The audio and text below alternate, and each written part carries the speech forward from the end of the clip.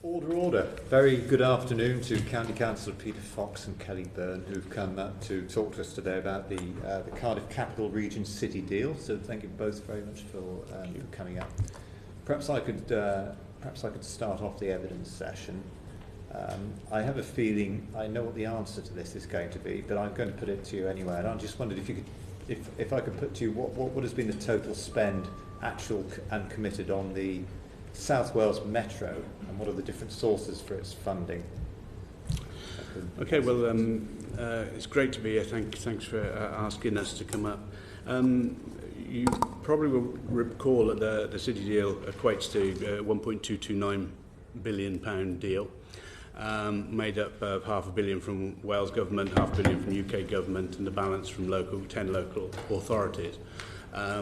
734 million has been pre-allocated to the Metro project, and that makes up, the bulk of that is made up by the Welsh Government's 500 million, and balance from the UK Government, which incorporates some European monies as well within that, and that leaves the 495 million for the likes of myself, where we get involved with. That £734 million project will be administered by Transport for Wales. So there's an area actually we don't get so close to within the deal. It's managed by Transport for Wales, even though we do have a non-statutory transport authority made up from 10 cabinet members from councils who have some input into that. So I understand we probably should put detailed questions on that onto Transport for Wales, but do you have any sort of further idea of how much of that money's been spent so far, or where? And well, funny enough, I think one of the when we'll see real tangible, trains on the ground, if you like, on the tracks, will be 2022. I understand. But I know on the Transport Wales website recently, there's an announcement, actually only over the last few days, that £100 million has been committed now to the first step of a depot at Taffwell. And that's where I think they're going to home all of the new trains, where a lot of the maintenance and the coordination of a lot of the projects will emanate from. But I don't know any greater detail of what they've committed. Additionally to that, there has been certain works along the Metro side, but Kelly might have a deeper insight than me. Yeah, I mean, there has been some early progress. So I know there's been renewal of some trains early on. As you'll be aware, there is a commitment to 100% renewable energy as part of the Metro rollout. So I know some good progress has been made with that as well. But I think of real significance is this £100 million investment in the command centre at Taffswell, which is in Rhondda and Taff. Significant because it has potential to drive wider economic impact. And I think that's the real potential of the Metro. Yes, it's a transport infrastructure project. It's about sustainability. It's about driving modal shift. But our specific interest from the wider investment fund point of view is how do we really optimise and maximise the wider economic benefits. So we're not just moving people around. We're focusing on bringing people together. We're thinking about some of the links and the connections. And for example, with a commitment for 100% renewable energy, how do we anchor that and grow a whole industry on the back of it in the region? And I think that's really where, beyond the technicalities, that's really where our strong interest lies. Thank you. Susan Allen Jones? Yes, thank you. As the flagship project, are you confident that the South Wales Metro will help bring about the positive impacts that the region has aimed for? And as a North Walian, I'm interested in all your answers to all of this. I mean, it was an absolute fundamental strand of the City deal we negotiated. Connectivity was going to be fundamental to driving the economic change we needed to see across the region. Seeing 4 trains an hour or whatever modal method of communication it will be, seeing 4 of those an hour was going to be a massive change to the region. It's going to really drive opportunity to try to readdress some of the balance which is shifted out of the region, where you see in all of the opportunities in the south and very little up in the valleys. You know, hopefully that connectivity in the nodes of innovation and opportunity we can create around those that connectivity in the valleys will really drive something. So I think we're absolutely hopeful that will deliver what it is expected to deliver. Without that connectivity, we'll struggle to really bring that real change that's needed in region. You've got to remember the region. You see, Cardiff Capital Region is only about 60 miles across. Lengthwise, it's about 30 miles high, but it's got half of the Welsh population in it. And if we can help mobilise those young people and give them aspiration in all parts of the region, we can suddenly start redressing the balance. And that was some of the moral business case that many of us politicians had to try and address that imbalance there. So I'm absolutely hopeful it will do what it will do, but it's too early to say yet because we're not seeing the actual physical stuff rolling out. We're seeing all of the groundwork to it. So I think that question asked in 2022, we should be able to start seeing how it might really make an impact. Sure, yeah. So we know that the metro is constituting a significant proportion of the city deal's total spend. I think you've sort of three-quarters answered this. I was going to ask about the rationale of putting so many eggs in one basket, but you've sort of said it really in terms of connectivity and life chances. So I won't ask for any further ones on that one. But if I could ask Councillor Fox, how will the metro ensure areas such as yours in Monmouthshire benefit in addition to the hub area in Cardiff?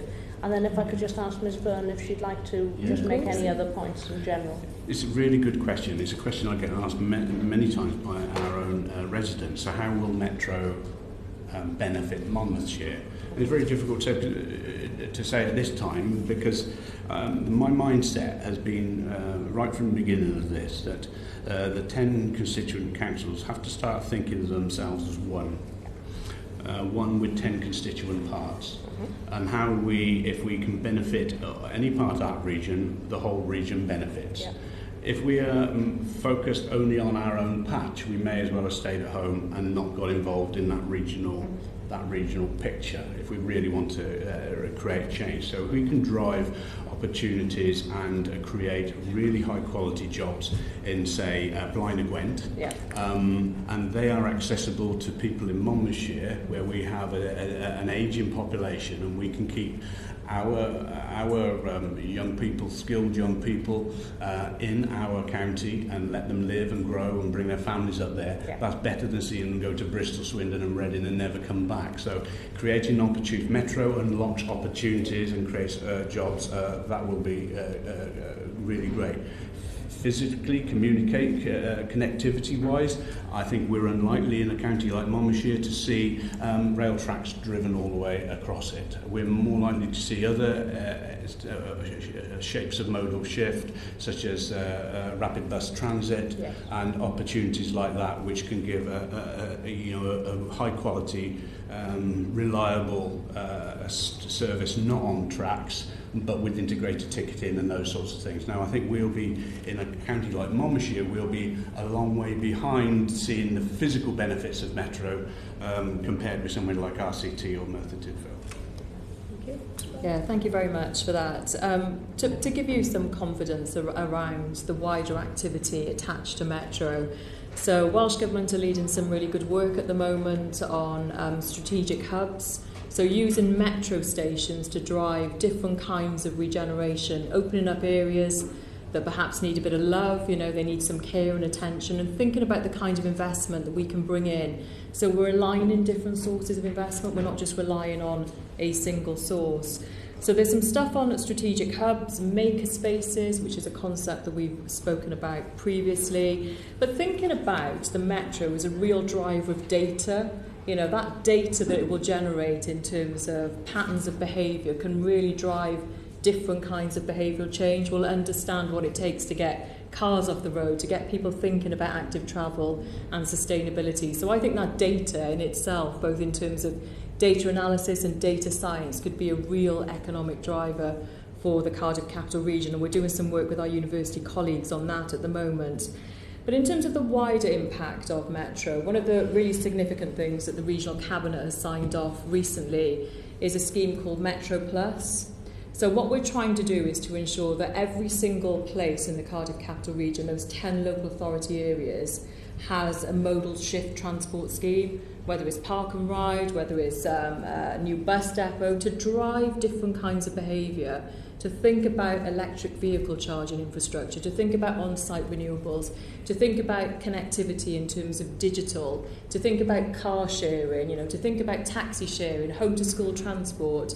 So it's given us a real impetus to think about, the big challenges that we have to respond to, and in solving some of those challenges, we can really drive new kinds of economic ambition. Thank you. Did you have a supplementary? Well, I think Councillor Fox partially answered the question. I was going to say that it takes about 2 hours on public transport to travel between Merthyr and Abergavenny. So can we expect improvements, or is it just going to be about driving people into Cardiff? I think I would sincerely hope that we'll see a system which joins at the top as well, so we see it come across the top of the valleys, the heads of valleys down to Monmouth, perhaps even. I met with Professor Cole, Stuart Cole, who came to look at what could a later phase of Metro look like, which could actually create a really high quality rapid bus transit, which could run across the top and join us all up and pick up Monmouthshire and circulate the region. Absolutely, it can't be just taking people up and down the valleys. There needs to be connectivity across the top. But in what stage we'll see that develop, because the key areas at the moment are going to be to do those lines up to the valleys. Yes, just a quick supplementary, and it follows on actually from the hearing we had in North Wales, was it a week and a half, 2 weeks ago, where obviously the main arguments presented by the North Wales growth deal as to why they thought they would be very successful was that they came together before any opportunity to access funding was in place.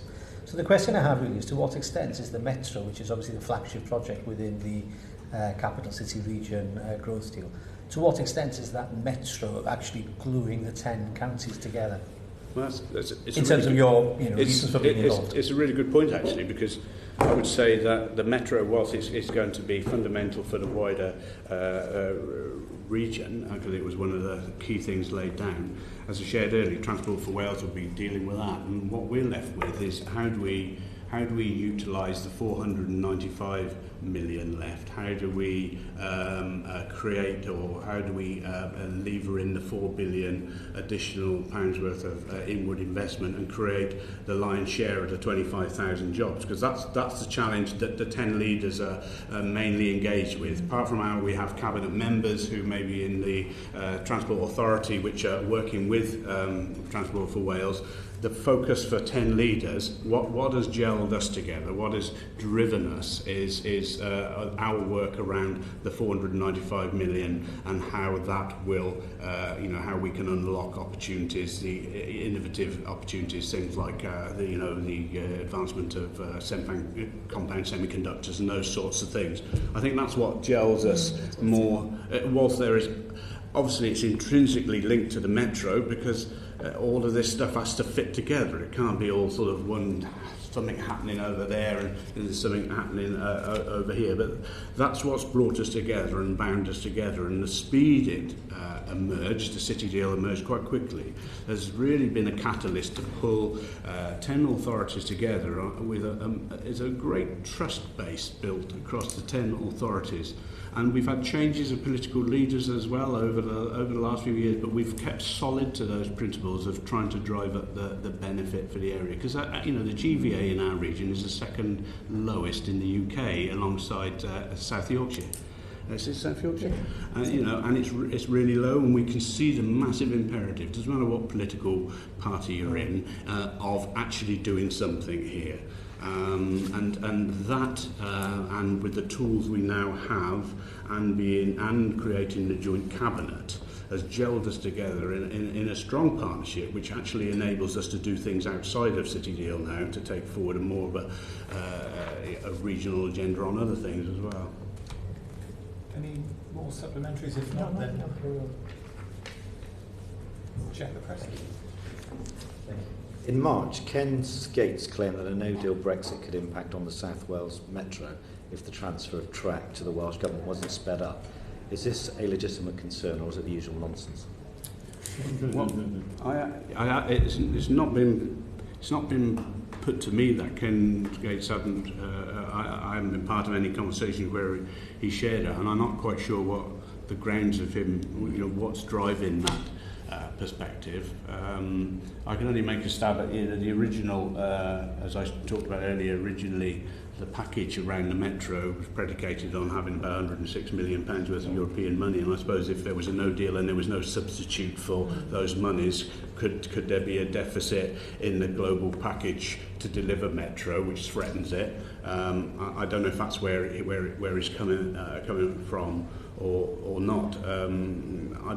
As 10 leaders, we haven't considered the effect of a no-deal Brexit on the outcomes of Metro, or indeed any of our projects. We're marching ahead, believing very strongly whatever happens, this country's strong enough to come through it. And we're really focusing hard on driving up the opportunities we have and in our area. But like I say, I haven't been part of a conversation with Ken where he sort of explained that out to us. Okay, great. Thank you. There's a supplementary about rail projects in particular do tend to run over time and over budget. Are you convinced or comfortable that the Metro will be completed on time? Like I said, it's very difficult. Yes, very difficult, and Kelly will have a perspective as well. Very difficult to with any of these big projects. There's so much groundwork doing, and so many people think, "Oh, this is never going to happen." But there are pieces to put in place. And, I suppose the announcement that now we're seeing some tangible stuff going on the ground, the £100 million commitment into that new depot. And as we see these tangible things roll out, it will give me confidence and fellow leaders confidence that those things are happening. Because sometimes we do get a bit frustrated as 10 leaders not being close enough to understand what's happening with Transport for Wales and the progress they are planning to take. Indeed, you've tried to hunt down a timeline of stuff, and it's not really very clear. But I am an optimist, and I'm confident that things will move forward at pace. But yeah, I think it's a really good point, and we've been working very closely with Transport for Wales, who have developed very, very quickly in a short space of time, a good engagement strategy, strong communication. We've seen the £100 million commitment now to the command centre in Taxwell. The stuff around renewable energy is great. It's inspiring loads of confidence. So from what we see, I think we've got high degrees of confidence. I think an area that has been much more uncertain is that with our £500 million wider investment fund, we are subject to a gateway review. But I think what we're saying is, how does the Metro aspect of the project also get evaluated and assessed? And I believe that is under discussion at the moment. But it's important that the whole of the package is considered as one, and that evaluation is right across the piece. But I think that will start to give confidence that things are running to time. Do you have confidence? Are you reasonable? Based on what I've seen, yes. Yes, I do. That's good. Thank you. Yep. Thank you, Mr. Chairman. Another major project is the IQE semiconductor cluster, and the Cabinet allocated around 38.5 million to start it off. It's highly ambitious, isn't it? Aiming to bring in about 400 million of public investment and create 2,000 high-tech jobs. Exactly what we want to be, exactly what we want to see from these city deals. So can you give us a brief outline of progress so far, especially in drawing down the private money, and also what you hope that the cluster will achieve? Okay, fab. Thank you. So this is a project that I was very closely involved with, as was Councillor Fox as the portfolio holder for innovation.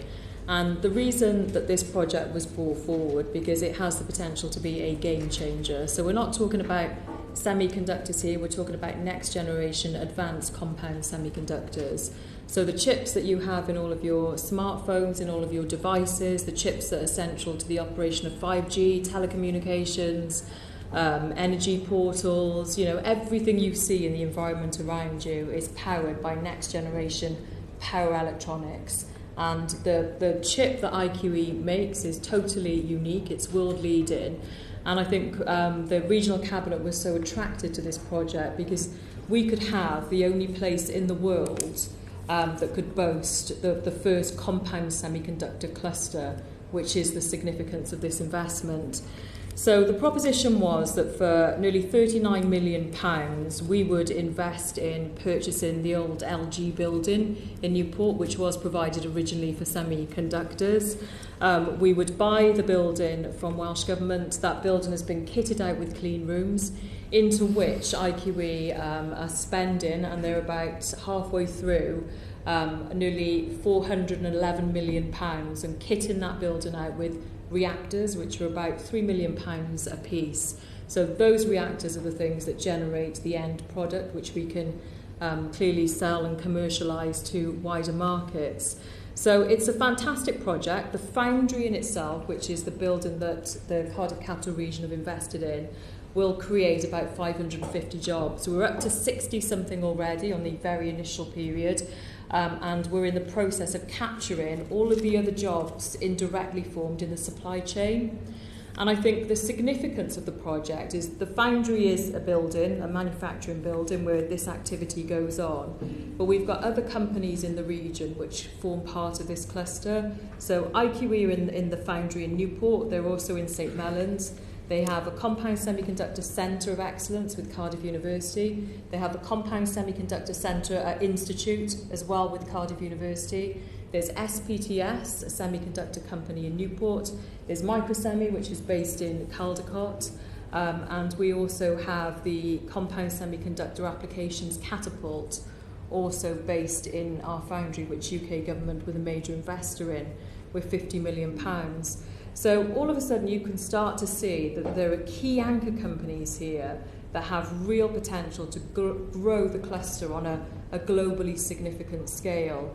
And what we're working through at the moment is how we can create the conditions to develop that cluster. So one of the things that we've done, which we've been working on, is a bid to the Industrial Strategy Challenge Fund.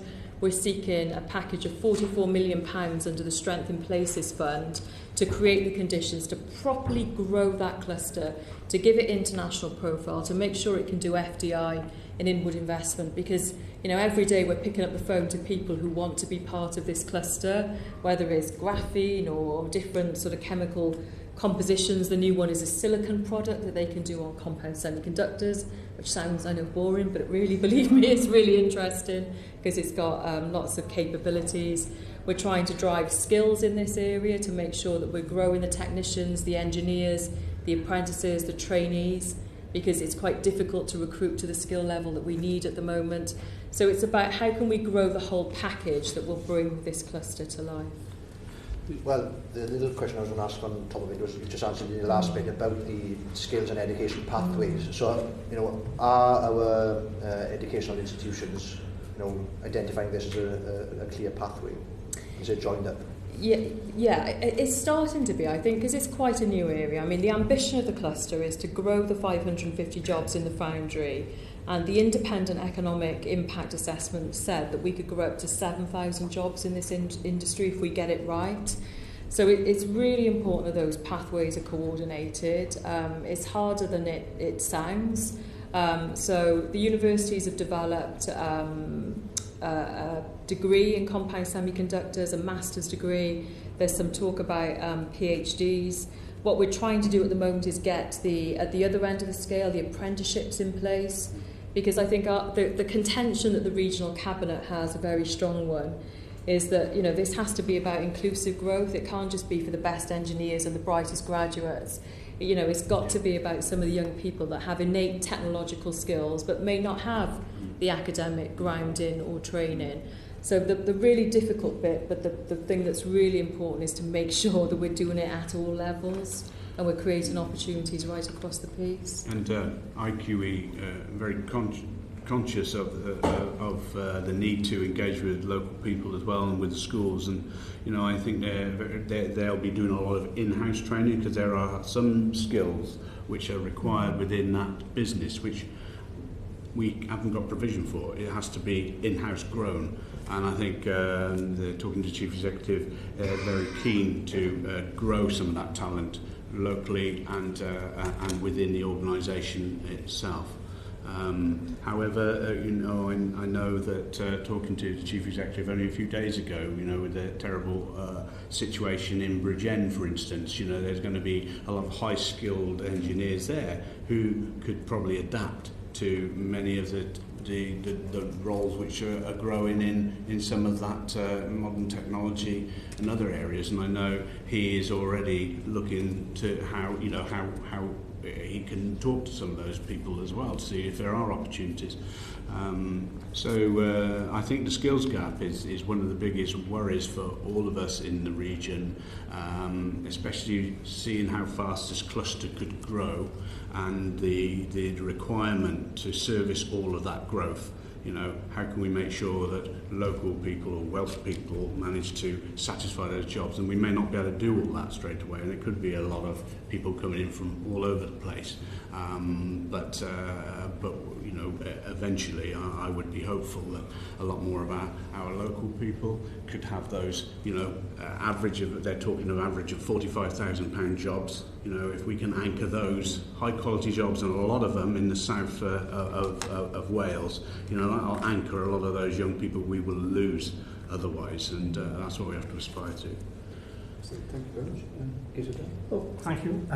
So just quickly, I was very pleased to hear that you're currently bidding then for the Industrial Strategy Challenge Fund, 44 million bid. So I take it that bid's gone in but not yet decided? That's not my question, by the way. Sorry, we got through the first stage. We've been awarded some seed call funding, and we've got to develop a full business plan for September the 15th. That's fine. No, that's great, because the question I was going to ask actually is, you have actually been successful in attracting money, 6 million from DCMS in terms of digital connectivity and so forth.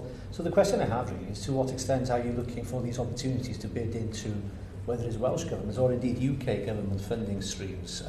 How important is that for the partnership?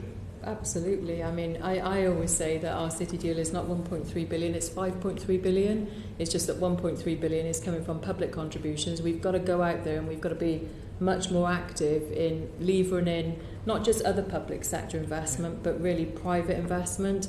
And I think the example of the compound semi, for every pound we invested, we got £8 or £9 back in terms of private leverage. So one of the things that we've done recently is to establish a proper investment framework for our investment fund. And that investment framework is divided into 3 funds: an innovation investment fund, an infrastructure fund, and a challenge fund, because we've got to find better answers to some of the questions that we have at the moment. And every single one of those funds comes with an expectation that there will be returns on investment, we will co-invest, we will leverage maximum investment, and where possible we will create an evergreen environment where we don't give grants, we're always looking for returns that we can keep reinvesting, because this isn't just delivering a city deal, it's delivering sustainability and resilience for our economy. We've got to be able to withstand future shocks. We can only do that if we can control our own destiny. Okay.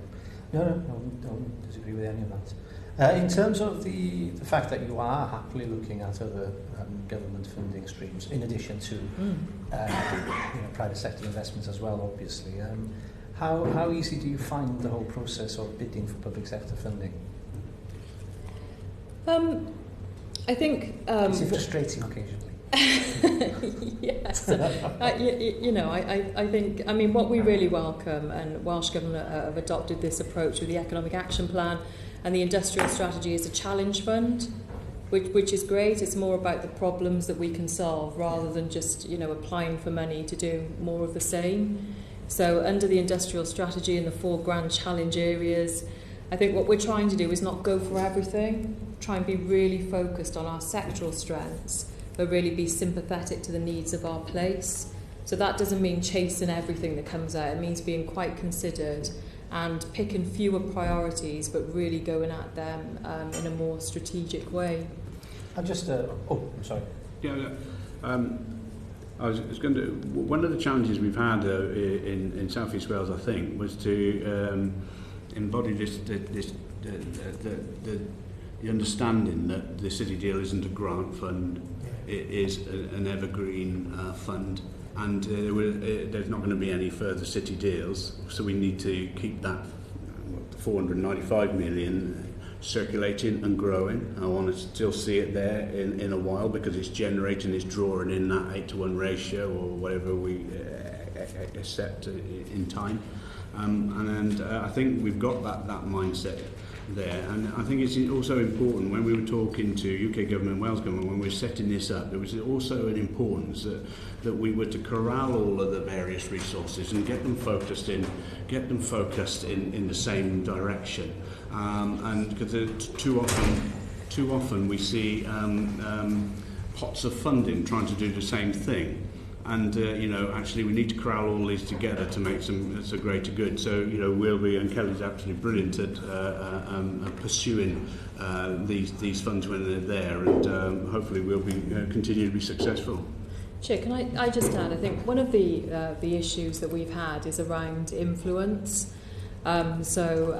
We've just thinking about the Board of UK Research and Innovation, for example, until we haven't had a Welsh representative. We've really struggled as well in terms of Welsh representation on the 8 funding councils that sit underneath UK Research and Innovation, including Innovate UK. And we've raised this at a very high level because, we believe that we should be around the table, we should be influencing, we should have a voice, we should have a perspective. And it was really gratifying to see that UKR and I are now recruiting 2 additional board members. They're trying in particular to target the regions, and so we're Innovate UK. So we're working very hard at the moment to make sure that we can put some Welsh names into the hat, just so we have that representation, just so Wales is visible and we're able to articulate what we're about. I think that's quite important to that whole question around funding and seeking new investment. You have to be at the table, I think, in order to be able to attract it. And to add to that, I think we can contrast how well Scotland have done in managing to lever monies, research and development monies in far better than we have in Wales. So exactly as Kelly says, we've got to get closer to that agenda, and we've got to start levering our fair share into Wales, or we're getting shortchanged. The gateway assessments are due to take place every 5 years to evaluate the impact of the investment fund and ensure value for money. Are you confident, Councillor Fox, that they will deliver on that they'll be adequate to ensure that value for money is taking place? We're a couple of years off. It's a couple of years now off from our first gateway review. I personally and other leaders have been interviewed about where we've been along our journey to date, and I believe there is a confidence in what we're doing now.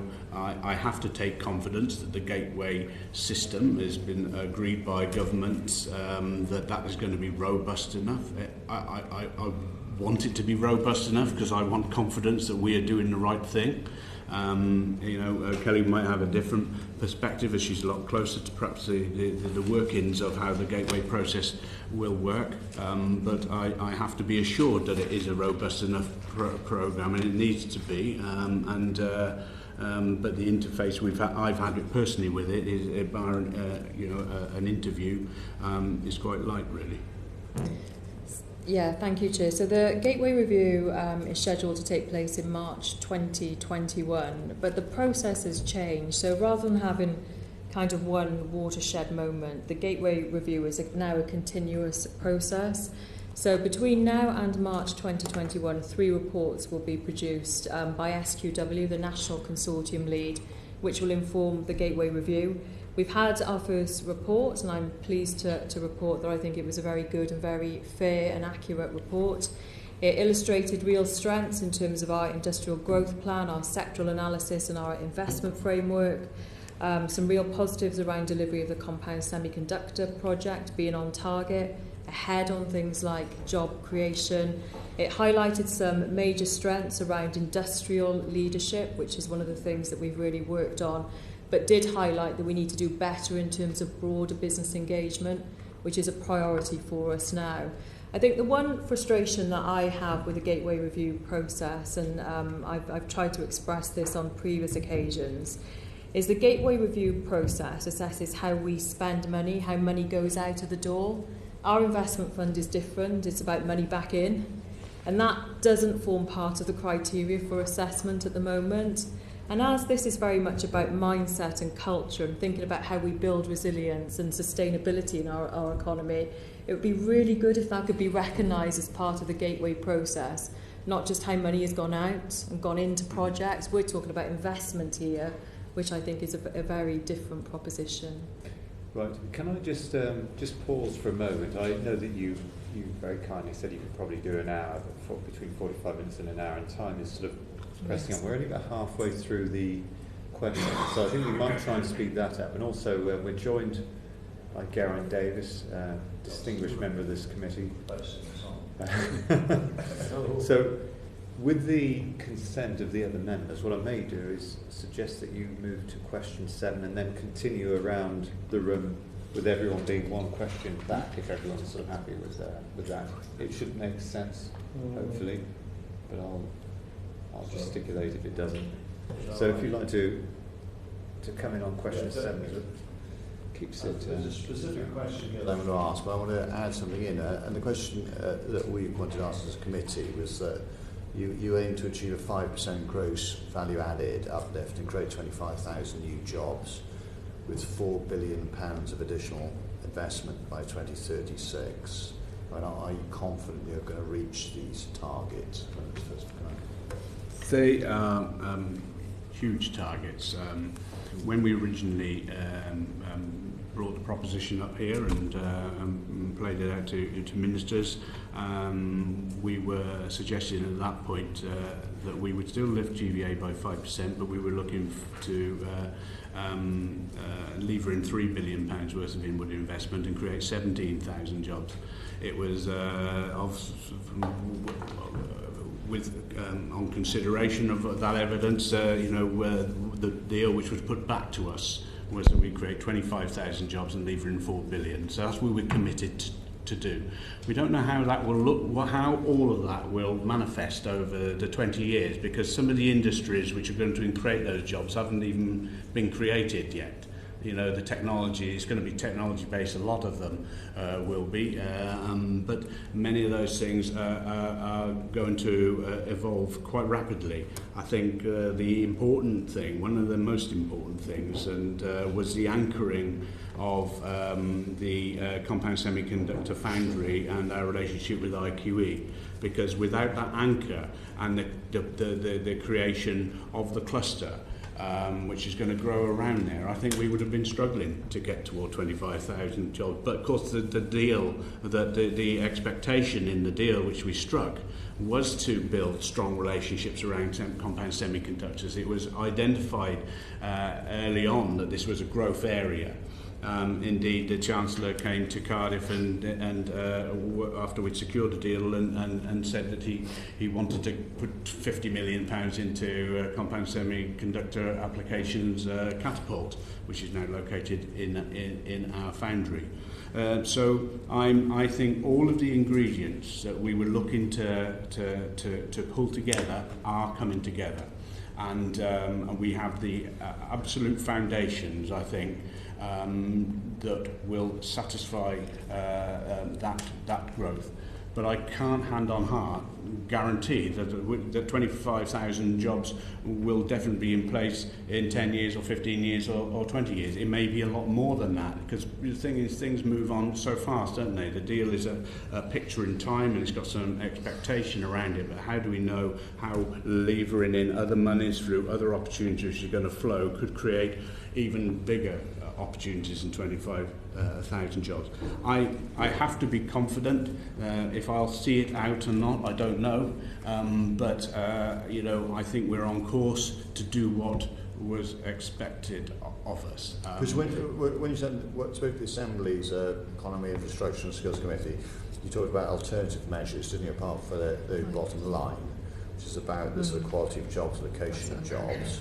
And I guess the other thing is that there's certain things changing outside your control, not least Brexit, the prospect of a no deal and all this stuff, as well as, you know, the relative connectivity of Cardiff, and obviously I speak down the line again in terms of whether it's electrification versus HS2, and the rebalancing of UK structural funds away to the so-called Prosperity Fund, which again is bad news for South Wales. So, I'm not trying to give you excuses here, but it seems to me that from the time of the original forecasts, there's been a change in the weather that may not be bring us, you know, a lot of sun in your direction.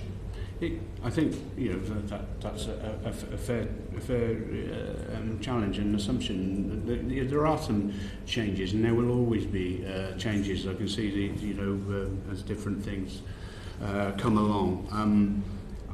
I'm not in a position where we as 10 leaders or we as 10 leaders haven't sat down and had alarm bells ringing saying, look, you're not going to be able to deliver on this stuff. Actually, we're in a really positive place with all of those foundational bits, as I shared just now, are coming together. We need to see the metro elements delivered. It worried me about the statement of Ken Skate saying, well, this is a threat perhaps if we have a no-deal Brexit. I hope that isn't the case, because all of these pieces are intrinsic to that bigger picture. But there will be challenges and burdens we've got to come over and we've got to adapt to in our thinking and our review of our strategies as we move along. I think that's absolutely expected.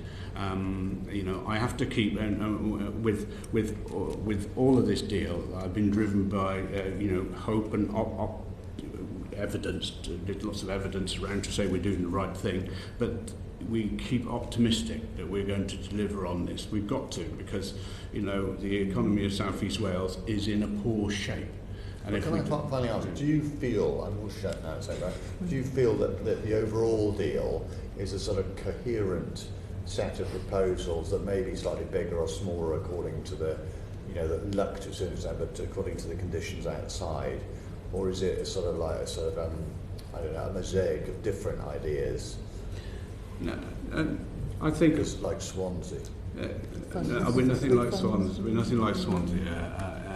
We are everything. Funny enough, I obviously preparing for today. I read again our original document signed by Greg Clark and many others at the time when we went along with Wales Government and 10 leaders, and I read through that to see if we were achieving every bit we laid down in that.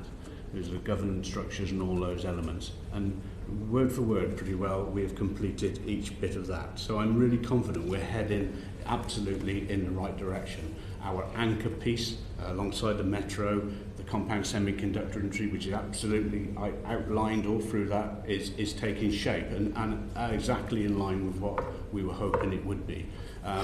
So whilst there are going to be things which are happening outside which will alter it, I'm confident we are heading in the right direction. What we've got to do is embrace the opportunities of change and see if we can enhance the deal.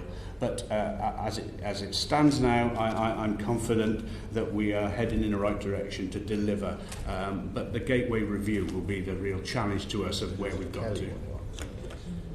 Well, did you have a comment, Kelly, just on whether we get anywhere close to the 25,004 billion mark, or will it be closer to the 17,003 billion? Well, I hope we exceed all of those figures, and I think if you take the example of the compound semiconductor 9-to-1 intervention rate, we get all of our money back, we get a full return on investment plus compound interest, £230 million per year GVA payroll contribution. That's where we've set the bar, and I think going back to your point about is this a mosaic of projects, under our wider investment fund we've only got 3 priorities: an innovation investment fund, an infrastructure investment fund, and a challenge driven fund. So that should give us coherence. I think the point that I made previously about the targets that we've been set by UK government around GVA, jobs and growth, is we could hit every single one of those targets, but we could fundamentally miss the point. You know, we've still got to do the right thing and tackle the right issues in our region. So we could have 25,000 jobs in call centres. You know, we'd hit the target, but it wouldn't be the right thing, not just for our economy, but for our communities. So I think we've got to have our own set of measures based on what really matters too. Now I'm going to appeal to everyone that we probably need to be quite concise now, or we'll be keeping you from your important work for longer than you expect. So Susan, Nell and James next. I was planning to be very concise. I'm just going to refer to a press statement on your website last month which labelled the proposed fort closure in Bridgend as a challenge for us all. Can I ask you, firstly, could the city deal do anything to prevent the closure? And secondly, if the closure does go ahead, what could you do to mitigate the effects? Yeah, thanks very much. Yes, the press release did go out a couple of weeks ago. You know, I think with changes in the automotive industry, advanced manufacturing, it's very difficult to see how that choice by that company could have been prevented or indeed mitigated. And I was at the first meeting of the Ford Task Force yesterday. I think what the city deal can do, to go back to my earlier point, is build resilience. We've got to be able to withstand these future shocks. We've got to develop the foresight so that we can see what is coming, which are the vulnerable industries and what are the new industries of the future. So to give you a very quick example, in our economy in the South East Wales region the last few weeks, some of the colleagues, some are part of the compound semiconductor cluster, there's others that work much more widely. They won several contracts around EV and LEV transmissions and infrastructure. Now, if we're able to drive that linked to Aston Martin and TVR, we also got an announcement on the Advanced Propulsion Centre, which our Catapult is project managing. We could do the whole value chain from R&D to production in our region. That is an economy of the future, and that's exactly the kind of thing we need to get behind to make sure that we're resilient in the face of those shocks that will inevitably come. Thank you very much. Thank you. What was your reaction to the decision taken recently not to proceed with the M4 relief road? Oh. And I'll just come in now rather than wait for your answer. Will there be a negative effect on the region because of the cancellation? I was very disappointed, certainly from my own council's perspective, but I think equally all 10 leaders across the region were equally concerned. I raised it directly with the First Minister face-to-face in a meeting of WLJ Council recently. I think it was absolutely the wrong decision to make. I think it will have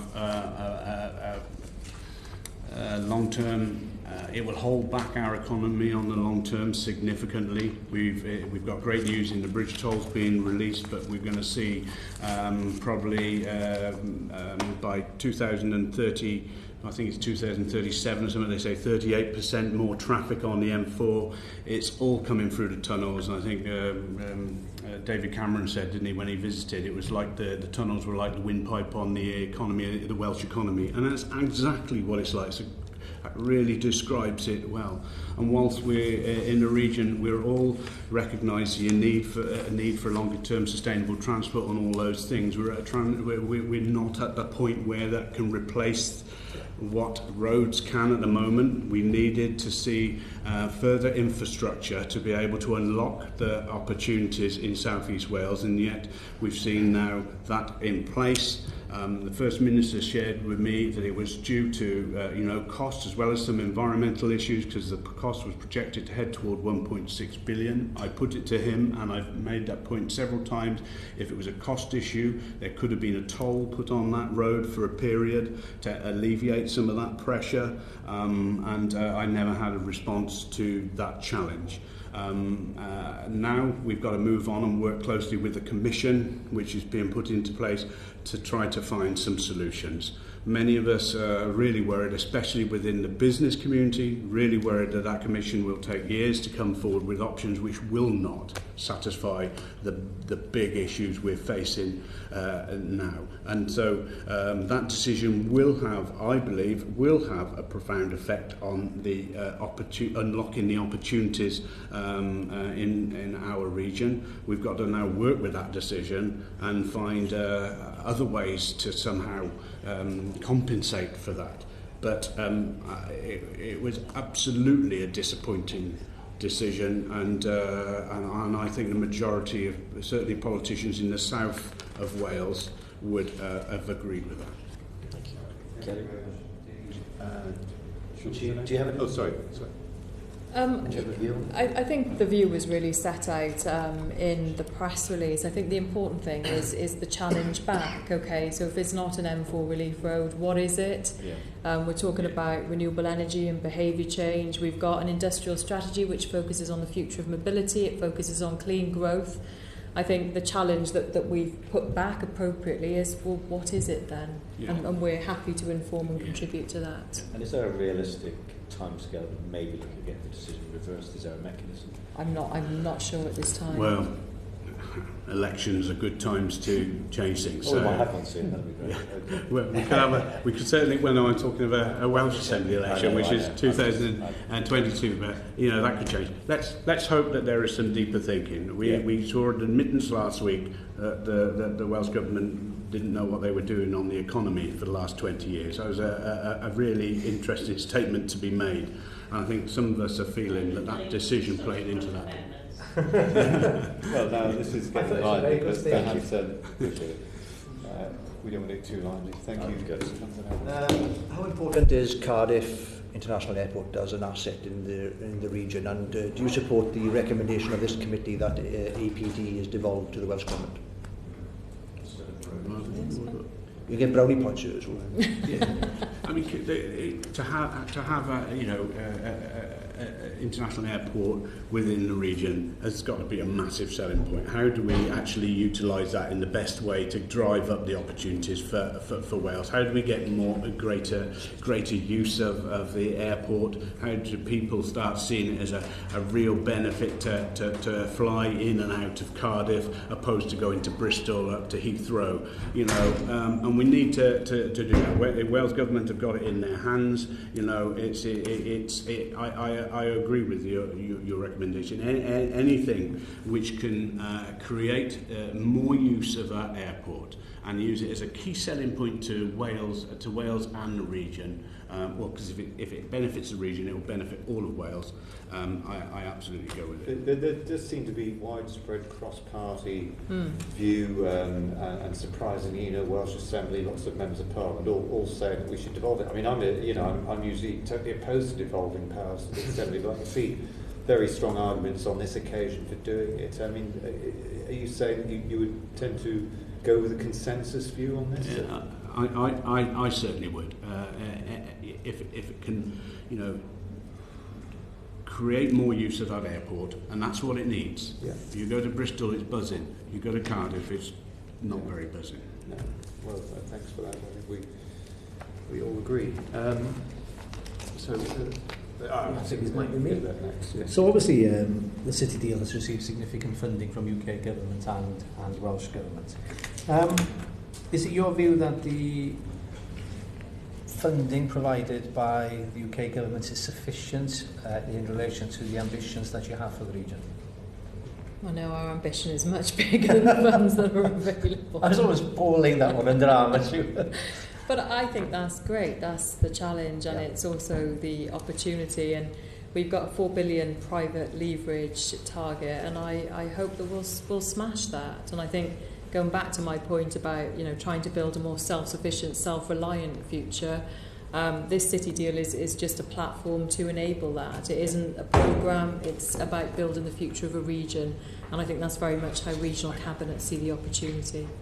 So obviously the funding is one aspect of the support that you're getting from both governments, but in terms of the practical support that can be offered, then is there any more that can be offered specifically by the UK government? Because obviously we're in a position to influence the UK government in a manner which is not quite the same in relation to the Welsh government. So what would you like the UK government to be offering in addition to the financial support that's already been made available?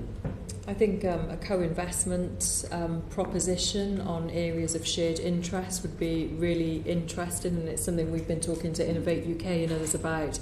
So if we've got a sector of strength that aligns with one of the 4 grand challenges and there's an investment call, can we co-invest? Can we put our money together to have a much bigger impact in solving some of the problems that are of shared interest? So I think this whole proposition around co-investment, being partners to the pot or enabling other means of delivery, is really key.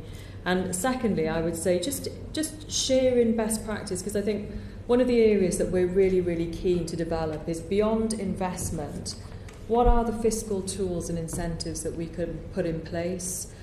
So, for example, how creative can we be with our business rates? You know, can we look at pooling or redistribution? Can we do tax increment financing? So if we're going to create additional benefits, can they be recycled into doing more and scaling more of the same? Can we look at enhancing R&D tax credits? So, you know, what are the different levers that we could pull on to be able to generate wealth in our region and to do so much more? So things like R&D tax credits are really undersubscribed at the moment. You know, what do we need to do to get the message out there and to enhance them? Can we think about the patent box in a different way? Things like tax increment financing, you know, they happen in other places. What do we need to do to make them happen in Wales across both Welsh Government and UK Government? So I think, you know, there's some very specific things, but in general, I think we need to do a lot better at sharing practice. We get together with the other cohort 2 city regions periodically to think about our gateway review and our evaluation processes, but I think that could be widened and expanded to talk about sharing practice and sharing schemes, replicating the stuff that works. You know, that's saying that good practice, you know, isn't a good traveller. You know, how can we make some of this stuff around scaling and replicability much easier? Okay. That was a very interesting answer. And I'm just wondering whether you feel that you know, we're getting our fair share in Cardiff and indeed in Swansea and versus, I don't know, Manchester, for example, or elsewhere, given we've witnessed the HS2 reduce the time from London to Manchester from 2 hours 10 to 1 hour 10. The issues with, you know, the speed of the rail, and we've mentioned the issue about congestion and the fact, of course, that Wales has got 70% GVA, so low pay and all this. We need the money. So do you think there's a strong case, you know, that we should get more than we have relative to what other people have got? You know. It's a fair challenge. At the time, you know, our deal was the biggest deal which had been struck in the UK. Right. But that disguises sometimes it disguises the recognition then that 734 million is already spent. So actually, you know, for the agenda, many leaders are focusing, that's that other 495 million. You know, I would have loved to have seen £1 billion around that agenda, because, you know, 495 million is a very small amount of money in to do what we are charged to do with it. But I don't know, Kelly, you probably have a better perspective. I think the money is there. There's £6.5 billion set aside for delivery of the industrial strategy. That's the combined annual budget of UK research and innovation. The difference for us in Wales is now we have to compete to secure that investment. And I think the question is, you know, do we have the resilience and confidence to be able to go into that space and compete to secure resources rather than just have them allocated to us? So that's the big challenge for us. We are embracing it. Of course, we'd like more resources, and I think we've got the scale of ambition to match that. But I think the industrial strategy, the challenge fund, shared prosperity is really where we've got to try and focus our efforts for the future. Can I ask about the regional cabinet is the decision-making body for the city deal? Who scrutinises the regional cabinet? And also, given that it's made up of, well, it's mainly, I suppose, Labour members, but it's cross-party, are there any issues with you working together across party lines on that? I have to say, the relationship we have within the 10 leaders has been really great, even when we've had changes. So there is I'm the only Conservative leader at the moment there. There were two, and we have Independents and Labour, and we all get on extremely well because we're united in that bigger goal. I don't think there's a point where we've ever had to get to a point where there's been a vote and, you know, a majority's had to carry it. It's always been unanimous on every front, and we find a way to get to that point. Scrutiny is evolving, so there is a Scrutiny Committee now which is made up of other members from all of the 10 authorities, and they're really robust. in their challenge, and we've been scrutinised, well, you've been scrutinised a lot more than I am, but they have a strong work plan, and they are, carrying out that function robustly. Okay, thank you very much, Brian. Geraint Davis? The Auditor changed slightly, around 30. Okay, the Auditor General for Wales has released a report into your first investment decisions. Some aspects of it were quite critical. Have you responded to the report and changed your processes? Yeah. We're both had a I do not, and I accept the auditor's finding,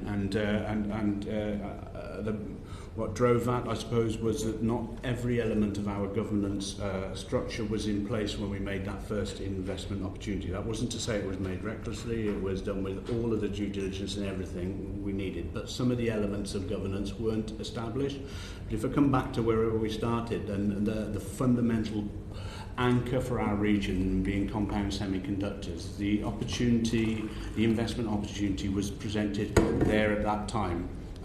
And the 10 leaders felt that it was so important that we did all we could do to anchor that, because it was so fundamental to the rest of the deal, that we were content with all of the diligence that was done. We were content to make that decision. However, we acknowledge that some areas of our governance structure and processes weren't totally in place. They are now, as Kelly talked about now. We do have the investment intervention framework for how we will assess all investment opportunities as they come forward.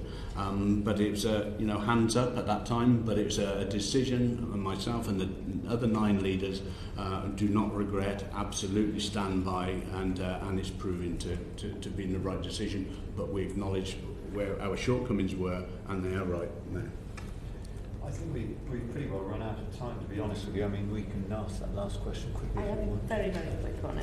Can I ask 2 parts very quickly? What did representatives of Cardiff City region learn on their recent visit to the business conference in Cannes?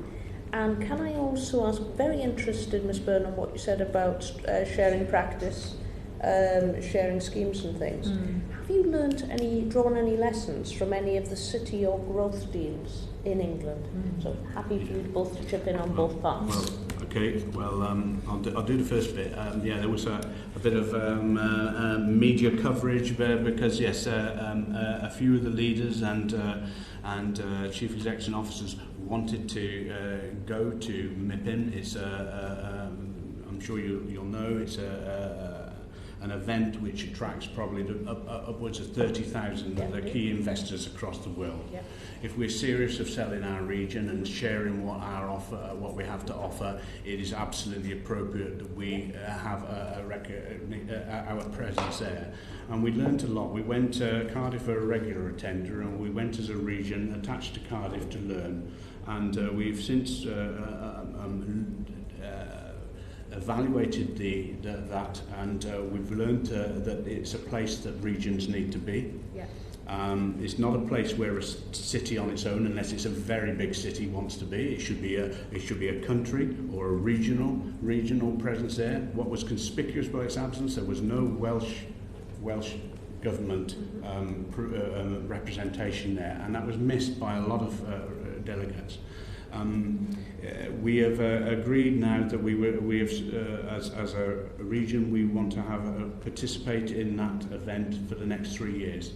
It's important that if you go there, you do it well. I've been challenged because it cost about £1,800 for each member to go there. I think that was absolutely money well spent. And if the region doesn't look to sell its wares on a global stage, it's never going to succeed. We need to make Wales internationally recognisable and investable. And that hasn't been done well over many years, and hopefully we're going to break that mold. Thank you very much. That's excellent. Thank you both for coming in. I'm sorry we overran slightly, but it's a very interesting issue, and obviously wish you a safe journey back. Order. Well, thank you very much. Thank you very much.